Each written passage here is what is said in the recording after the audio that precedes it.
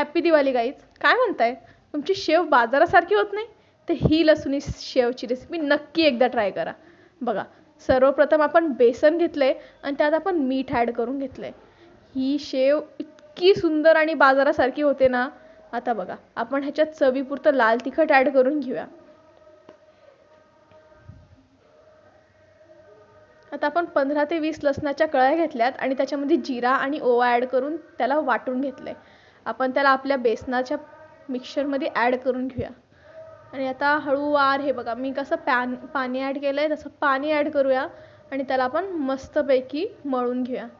मी ह्या ठिकाणी उलथणीचा वापर केला आहे मळायला, कारण ह्याच्यात लाल तिखट जास्त असल्याने किंवा मिरची जास्त असल्याने हाताला जळजळ होते. सो हे इझिली आता ह्याच्यानंतर मी हात लावला आहे, कारण मिरची मिक्स झाली आहे. बघा, आपल्याला ह्या प्रकारचं टेक्स्चर आणून घ्यायचं आहे आपल्या ह्याला. आता आपली रेसिपीची जी मेन गोष्ट आहे म्हणजे बेसनाचा घोळ हा रेडी आहे गाईज, इतक्या कमी वेळात. आणि आता आपण ह्याची शेव पाडून घेऊया.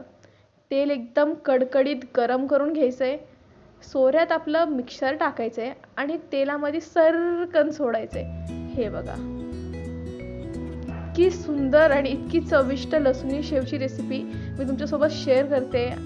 ही शेव तुम्ही भाजीसाठी वापरू शकता. अतिशय सुरेख भाजी होती या शेवाची. त्यातल्या दिवाळीच्या काळात आपण जेव्हा शेव करतो ह्या प्रकारे शेव करून बघा. शेव कुरकुरीत आणि बाजारासारखी शेव. हे बघा, मस्तच.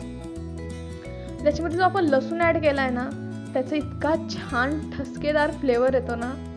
आणि मी सांगते, ही शेव तुम्ही घरी ट्राय केली तर तुम्ही नेहमी ही शेव बनवाल. अतिशय कमी इन्ग्रेडियंट व कमी वेळात तयार होणारी ही शेव आपली तयार आहे.